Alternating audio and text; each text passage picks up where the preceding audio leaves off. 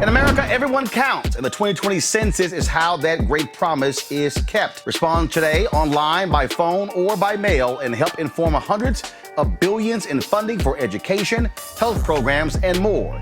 Shape your future. Start at 2020census.gov. And folks, at the top of the show, we talked about the power of voting. It matters in these DA races there, these two sisters we had there, Monique Worrell as well as Melba Pearson, but also matters in every single election. Greg Palast has been one of the folks who has been really, really focused on this for any number of years. He has a new book out. It is called How Trump Stole 2020, with comics by Ted Roll, by Greg Palast. Greg, welcome back to the show, man. Glad to be with you, Roland. First, I gotta get your thoughts about just this absolute madness from this crazy, deranged fool in the White House when it comes to the Postal Service.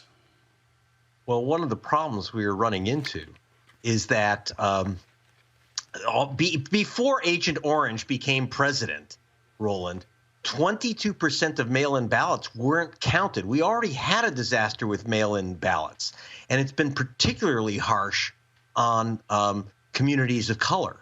So, for example, you saw those lines in Georgia. Right. Do you think that African Americans like standing in the humid rain for 4 hours in Georgia, risking a virus? No. What happened in Georgia was that hundreds of thousands of people who wanted mail-in ballots didn't get them. So they had no choice but to stand in those lines. And you saw the lines. It was voters of color. So what happened in places like Georgia, what happens in several states is that they slow walk those ballots to you.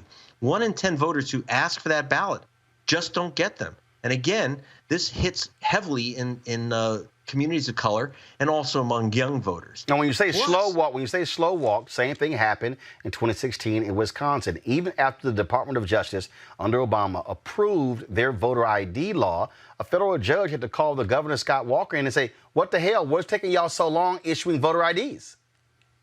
Well, that's what happened. And in fact, you take a place like Wisconsin. That's the other problem, is getting your ballot counted. Did you know that if you are in Wisconsin, you've got to have a witness signature? About 8 states require that. Alabama requires that you have either 2 witness signatures. Are ready for this? You got to have someone notarize your ballot. That used to be called a poll tax, $15 for that. If you could wait, hold. So would you, in Alabama, yeah, you have to have 2 witnesses.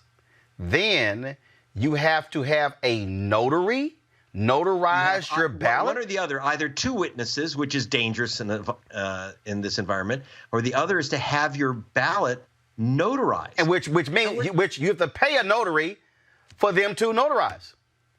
Yes. And so what happens is, now remember, you say, oh, Alabama, who cares? Yeah, I'll tell you about why you care. Doug Jones is fighting for his life for a U.S. Senate seat, and they're going to do everything they can to prevent the repeat of the first time he ran, in which African-American women put him over the top. They got to stop it. So they're going to say, well, we're just going to stop. There's a problem with your ballot. What's happening is that the GOP has a habit of successfully challenging about 1 in 9 ballots which are mailed in. So once you mail in your ballot, they're going to say, oh, where's the witness signature? And you talked about Wisconsin ID. You have to have a photocopy of your ID the first time you vote by mail in Wisconsin, a photocopy. And it's got to be the right ID. By the way, if you're a student, your regular student ID doesn't work. It doesn't work in Texas. Your carried concealed gun permit ID, that you can use, not your student ID. Find out what the right ID is. So it's a big process, but we can overcome it. But it requires some real work on your part. That is, everyone's watching. And the number one thing that we have to worry about, by the way, is that they're not mailing ballots to people who aren't registered. You say, well, I'm registered. Excuse me, they've removed 16.7 million people from the voter rolls. I've told you in prior discussion that included Martin Luther King's 92-year-old cousin. I was there with her when she was trying to vote for her 50th year at the same schoolhouse. And they threw her out saying, you're not registered here anymore. Check your registration online. And our president is basically trying to prevent democracy by gumming it up further in the post office. But that's only a small part of the mail-in vote issue. So there's ways for us to deal with it, but we got to be prepared. So here's the question. And this is what people are asking. People are responding on the YouTube channel, on the Facebook page, on Periscope. People are emailing me. And folks who keep saying, okay, Roland, what do we do? They're saying, do I prepare to go stand in line? Do I mail in my ballot? Do I vote? Doing early voting? What do I do? What do you say? Okay, if you're young enough and healthy enough, vote, but vote early. Don't wait for election day. We don't have election days anymore. Most states, it's election month. Go in midweek when no one's there. It's safe, it's empty, it's quick. Go in and vote, but vote early. But even before you do that, check your registration, because you may be one of the 17 million people. Don't wait till it's too late and you don't get your ballot. First, hold up. What you have to do is understand the state that you're in. Just because your cousin is in Maryland and just because your friend is in Alabama does not mean you're in North Carolina and the same rules apply. Understand what your state requires. Yes. So at gregpalast.com, we're going to have as many state rules as we have, plus links to the state rules. And some of them are pretty crazy, but you're going to have to follow them, including you make sure that you sign your ballot on the inside and the inside form, and on the outside, sign them exactly the same. If you leave off the middle initial on one signature but have it on the other, there goes your vote. Thousands of ballots were lost in New York, in the New York primary, in the New York Democratic primary, because hundreds of people had taped their ballots shut. In other words, the ballot came, it was already sealed, so people ripped open the envelope, or they used their own envelope. Use your own envelope, tape an envelope together that was ripped. Sorry, you just lost your vote. So what you might have to do is go in to your county elections board and pick up a new ballot, or get it in the first place if it didn't arrive. By the way, ask for your ballot at least 2 months in advance. At least 2 months in advance. The head of the ACLU of Georgia, Andrea Young, she asked for her ballot 45 days in advance. She got one, but her husband's came on June 10th for a June 9 primary. Wow. So don't be a victim. Don't be a victim of their system. Learn the rules. And then also, if you want to avoid the post office, every state allows you to take your ballot into the county board of elections. You can always take it right in. That also saves another problem.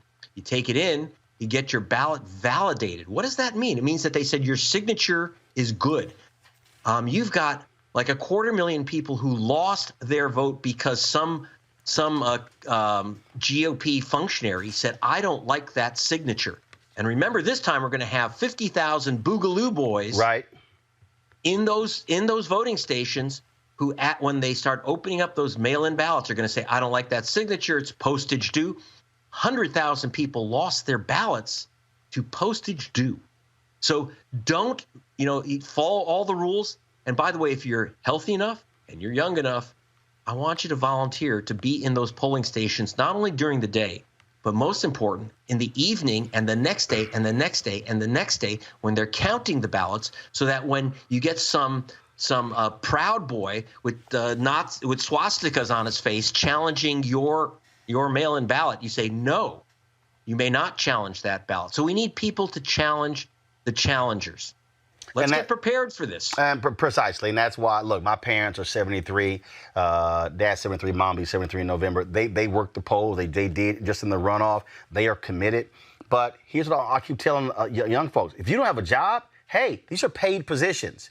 And so, look, we shouldn't sit here and say, oh, my goodness, all of these elderly citizens, we're having to shut down locations because they're afraid to work. We can replace them, have the gear, the mask, the face coverings and everything, but this is a part of the deal here. I want to go to our panel with questions. I'm going to start first with you, Avis. Your question for Greg Palast. Yeah, I love that you are just ringing the alarm on this. What would you say is the best thing that communities across the country need to do in order to make sure that they are able to get past the subterfuge that's been put in front of their faces to eliminate their voting rights?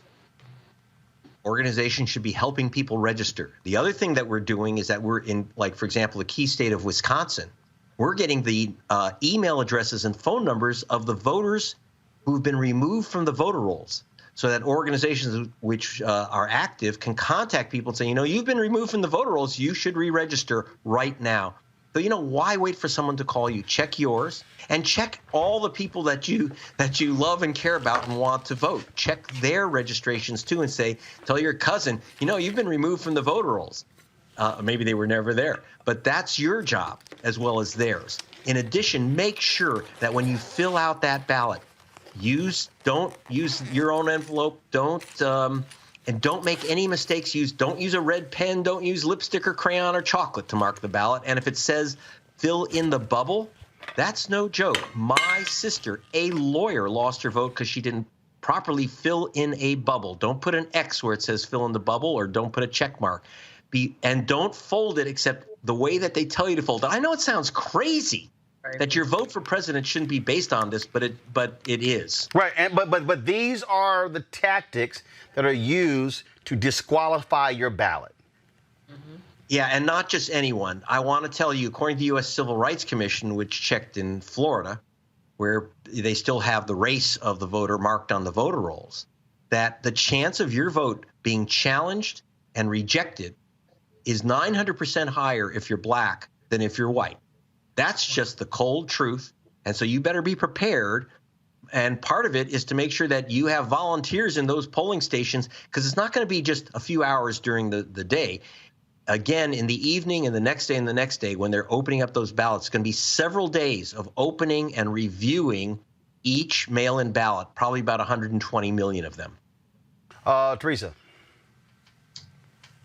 Yeah, thank you so much for all of that. I was sitting here taking notes. All of that information is definitely worthwhile. I plan on bringing it back home to our city commissioner's office to see exactly what are they doing, in order to prepare people. So Pennsylvania actually just unveiled their plan where they are going to pay for postage for every mail-in ballot so people could go and vote. Do you believe other states should be on the same trend as in paying for the postage? And what else could we do in order to make sure, that our elections are protected? Well, one big danger of paying for the postage, I think it should be, because as I said, over 100,000 people lost their vote for postage due. And like in Ohio, it has a space for one stamp, but you better put on two, because you need two stamps in a lot of states. I would like to see postage paid, because a lot of young people don't even know where you buy a stamp. They may not even know what a stamp is if you're under 24. And here's one of the dangers that we have to fix. If you're going to have prepaid envelopes, you have to make a special request to the post office. And I know that's pretty scary given who's running the post office. But in New York, the postmaster there, half of the ballots that were mailed in were not postmarked. So those ballots were challenged. 12,000 ballots were thrown out because there was no postmark, because pre-sorted, prepaid, pre-stamped letters are not postmarked. So you have states that say it has to be postmarked, but if it's a prepaid stamp, it's a prepaid envelope, it's not postmarked unless officials or even independent people go to your local postmaster and say, please, can you commit to run all these ballots through the sorting machines to get them postmarked? Because usually they aren't if it's prepaid. It's a big problem in states that require the postmark. It's crazy. It's absolutely crazy. So I got to ask you this here. So how does that work then with drop boxes? Drop boxes are fantastic, better than mailboxes. Absolutely. So if I get a mail, if I get a mail-in ballot, okay, and there's a drop box, I fill it out, do everything, and I drop it in the drop box. No issue, no postmark needed. That's correct. If you put it in the official drop box, so the states that have drop boxes absolutely use them. You can also bring your ballot. Almost every state allows you to bring in your so-called mail-in ballot into the early precinct station and just drop it off. And a lot of places, organizations which are registered, like League of Women Voters in some cases, and church groups, actually may pick up your ballots, like from older people, and take them in to the county clerk's office. Again, if you go to your county elections board and drop off your ballot there, that's absolutely the safest, and hopefully you can get your signature verified so someone can't say, no, I don't like that guy's signatures. Wow. Any other questions, Avis or Teresa? I do. I just one quick. You mentioned about in terms of the postmarking. postmarks, that you had to, in essence, rally your specific locality to run these ballots through the machines. Although we've been hearing lately that those machines have not only, many of them across the country are not only being turned off, they're literally being disassembled. I mean, can you think of any more blatant ways in which an administration could specifically try to sabotage the main system by which its citizenry is supposed to be able to vote during a pandemic? Well, a couple of things. By the way, I'm very concerned. I hate to bring this up, but we kind of have to. I'm concerned about violence. We saw in 2000 in Florida, and remember, I investigated that theft of the election, and it was by knocking black voters off the rolls, calling them felons. Not one was. But in addition, you had Roger Stone, remember Trump's trickster, who he just got him out of prison, right? So Roger Stone led what they called the Gucci riot, with consultants going into the Miami-Dade county offices and stopping the vote count. Now, if they didn't stop that count, there were uncounted ballots in Miami-Dade, Bush would not be president.